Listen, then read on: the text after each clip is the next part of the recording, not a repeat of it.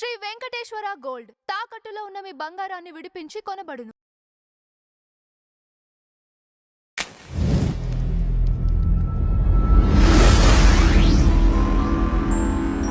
Madam నమస్తే. నమస్తే అండి. మేడం ధర్మస్థల కేసులో మొన్నటి వరకు అసలు అక్కడ అన్ని శవాలు ఉన్నాయని, ఇన్ని శవాలు ఉన్నాయని చాలా ఊహాగానాలు లేకపోతే మీడియాలో కథనాలు చూసాం. తీరా చూస్తే అక్కడ ఏమీ లేదు, అంత ట్రాష్ అని చెప్పేసి ఇప్పుడు కథనాలు వస్తున్నాయి. ఏవి నమ్మాలి? ఎందుకు అసలు ఇన్ని వార్తలు పుట్టుకొచ్చాయి అంటారు? ఇది ఏదో ఒక ఏమంటారు స్ట్రాటజీతో వెళ్తున్నారండి ఎవరు. అంటే మీకు ఈ మధ్య కాలంలో హిందువుల మీద, హిందుత్వం మీద దాడులు జరుగుతున్నాయి. ధర్మస్థల అనేది చాలా చాలా ప్రముఖమైన పవిత్రమైన స్థలం అందరికీ. అక్కడ ఆయన హెగ్గడే అని ఆయన చూసుకుంటారు. మరి ఆయన మీద ఏదైనా నెగిటివిటీ ఉందా ఎవరికైనా? లేదు. అసలు ఆ స్థలానికి సంబంధించి ఏమైనా పుకార్లు పుట్టించాలనుకున్నారా? మనకు అది అర్థం కావట్లేదు. కానీ మనం లాస్ట్ టైం వీడియోలో క్లియర్గా చెప్పాం మనం. ఇది 100% నమ్మడానికి లేదు. ఒక వ్యక్తి వచ్చి కంప్లైంట్ చేయగానే సిట్ వచ్చేసి దాన్ని తవ్వడం అనేది ఎంతవరకు సబబని. అంటే తవ్వడం తప్పు కాదు. అతన్ని పూర్వాపరాలు విచారించారా లేదా? అతను అసలు ఎందుకు వచ్చి ఇప్పుడు సడన్గా మాట్లాడాడు? నాకేదో నా మనస్సాక్షికి నేను సమాధానం చెప్పుకోలేక వచ్చాను అన్నాడు. ఆ ఒక్క మాట సరిపోతుందా? అంటే ఇప్పుడు మీరు 100 శవాలు అన్నాడు అతను. 100 మందిని పూడ్చిపెట్టాడు అన్నాడు. అప్పుడు మనం ఏమన్నాం? 1 ఓకే, 2 ఓకే, 3 ఓకే, 4 ఐదో దానికైనా నువ్వు స్పందిస్తావుగా. నీ మనసు స్పందించాలిగా. నీకు 15 ఏళ్ల తర్వాత నీకేమో బాధ వచ్చింది అంటున్నావు. మరి అప్పుడెందుకు బాధ రాలేదు? పూడ్చిపెట్టేటప్పుడు చాలా ఘోరమైన స్థితిలో వాళ్ళని పూడ్చిపెట్టానన్నప్పుడు మీ మనస్సాక్షి ఆ రోజు ఎందుకు ఏమంది అనలేదు?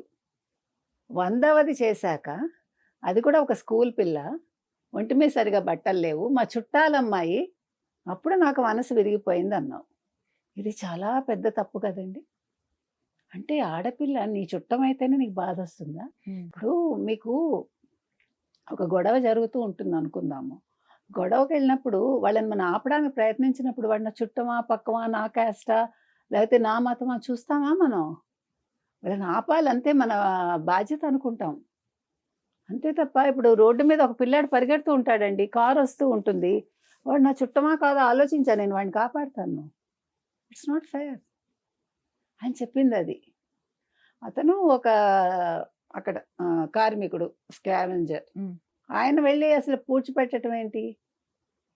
ఎందుకు పూడ్చిపెట్టాడు? నీకేం లాభం వచ్చింది? నువ్వేం ఆశించి చేసావు? ఎందుకు చేసావు? నువ్వు ఏ తప్పు చేయకుండా భయపడి చేసావా? ఇన్ని ప్రశ్నలు ఉదయిస్తాయి కదండి. ఎప్పుడు 2014లో వెళ్ళిపోయాడు. 2023 వరకు తమిళనాడులో ఉన్నాడు. ఉంటే ఆయన ఒక బృందం కలిసిందిట.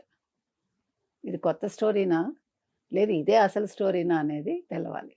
ఆ బృందం ఏం చెప్పిందిట? నువ్వు ధర్మస్థలాలో ఇట్లా శవాలు పూడ్చిపెట్టినట్టు చెప్పు, నీకు అండగా మేము ఉంటామంటే వాళ్ళు ఎంత డబ్బులు ఇచ్చారు? వాళ్ళు ఎవరు అసలు? ఏ మతానికి చెందిన వాళ్ళు, ఏ కులానికి చెందిన వాళ్ళు, ఏ ప్రాంతానికి చెందిన వాళ్ళు? ఇది తెలియాలిగా. అంటే వాళ్ళు ఏం ఆశించి ఇది ఇతని చేత చేయించారు. సో అతను వచ్చి అతని చేతిలో ఒక పుర్రె పెట్టి అతని కర్ణాటకకి తీసుకొచ్చి అతని చేత కంప్లైంట్ ఇప్పించి వెనకాలండి వాళ్ళు ఎవ్రీ 3-4 డేస్కి అతను మానిటర్ చేస్తున్నారు. Do you know that? అంటే ఇది చిన్న విషయం కాదు, ఇది చాలా పెద్ద కాన్స్పైరసీ ఇది. సో దీని వెనకాల ఎవరున్నారో ఈరోజు సిట్ చూడాలి. ఎందుకు చెప్పించారు ఇతని చేత? చట్ట విరుద్ధంగా మృతదేహాలు పాతిపెట్టినట్లు చెప్పాలి అని వాళ్ళు ఒత్తిడి తీసుకొచ్చారు. నేను అనేది మనం చూసామండి, లాస్ట్ టైమే మాట్లాడుకున్నాం. ఇంచుమించు ఇతను చెప్పిన ఇయర్స్ అన్ని చూసుకుంటే ఎక్కువ కాంగ్రెస్ గవర్నమెంటే ఉంది.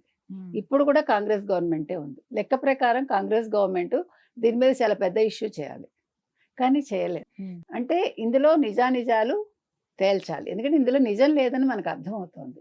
ఇప్పుడు ఒక ముసుగు వేసేసుకుని అతను ఏదో సినిమాలో లాగా వచ్చాడు, మీరు గమనిస్తే కనుకైతే. అంటే సంబడి వాజ్ బిహైండ్ అంతే. మన సస్పెషన్ అంతా కూడా కరెక్టే, మనం ఆ రోజు సస్పెక్ట్ చేసిందంతా కూడా కరెక్టే. ఇతను ఏదో ఒక ఉద్దేశంతో వచ్చాడు. తర్వాత ఇంకొక లేడీ, ఒక డాక్టర్ భట్ అని మిస్ అయిపోయిందన్నారు చూడండి.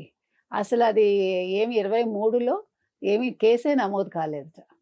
నిన్న అది కూడా బయటకు వచ్చింది. అంటే నేను అనేది ఏంటంటే, నిజంగా కేసులుంటే నిజంగా అవన్నీ బయటికి రావాలి. ఇప్పుడు పేరెంట్స్ కూడా మీరు 10 ఏళ్ళు ఊరుకుంటారండి, పాప తప్పిపోతే నేను ఊరుకుంటానా?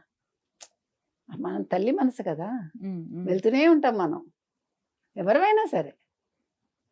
ఫార్చునేట్లీ అలాంటివి జరగకూడదు, అసలు చెప్తున్నా. కానీ అంటే ఎంతలాగా కథ కల్పించారు, ఒక స్కావెంజరే ఎందుకు వచ్చారు, అతన్ని ఎందుకు బలి చేశారు. ఇక్కడ కూడా ఒక మీరు స్కావెంజర్ని వాడారు అంటే ఒక కింది స్థాయి వ్యక్తిని మీరు ఉపయోగించుకున్నట్టేగా. ఎందుకు ఉపయోగించుకున్నారు, ఉమ్, ఆ మతం వాళ్ళెవరు, ఆ కులం వాళ్ళెవరు, వాళ్ళ ఇంటెన్షన్ ఏంటి, వాళ్ళ దగ్గర డబ్బులు చాలా ఉన్నాయా, అంటే హిందూ దేవాలయాలను టార్గెట్ చేసుకుంటున్నారు. ఉమ్, ఆ కడుపులో బిడ్డ ఉంది, ఎన్ని కథలు చెప్పారు, అవును. చాలా తప్పు కదా అది. అక్కడ ఏమీ లేకుండానే మీరు కల్పించేసి, అంటే అసలు ఎన్ని రకాలుగా హిందువుల మీద దాడులు చేయాలని చూస్తున్నారు, హిందూ ధర్మాన్ని తొక్కేయాలని చూస్తున్నారు, సనాతన ధర్మాన్ని తొక్కేయాలని చూస్తున్నారు.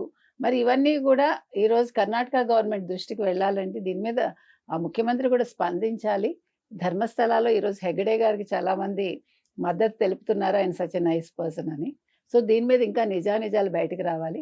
మరి స్కావెంజర్ని ఏం చేస్తారు ఇంత పెద్ద తప్పు చేసినందుకు, మరి ఇతని వెనకాల ఉన్న వాళ్ళని ఎలా పట్టుకుంటారు, వాళ్ళు ఎవరు అనేది మాత్రం ప్రజలకు ఖచ్చితంగా తెలియజేయాల్సిన బాధ్యత ఆ ప్రభుత్వాన్ని, ఆ పోలీసులది, సిట్ వాళ్ళది కూడా. Right madam, thank you. Thank you.